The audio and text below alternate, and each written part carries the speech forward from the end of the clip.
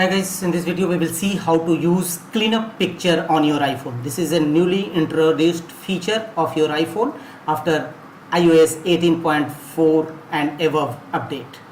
How to use it? Open any photos and which you want to clean up. Now two pictures available. We will remove this picture from this picture.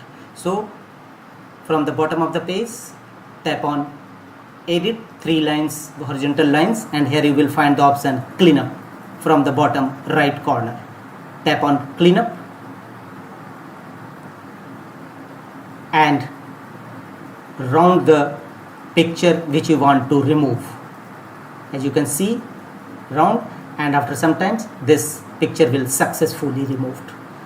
So you can easily use cleanup image to remove pictures from existing photos. You may proceed with undo. Now we will remove first photo and you can see this photo is successfully removed.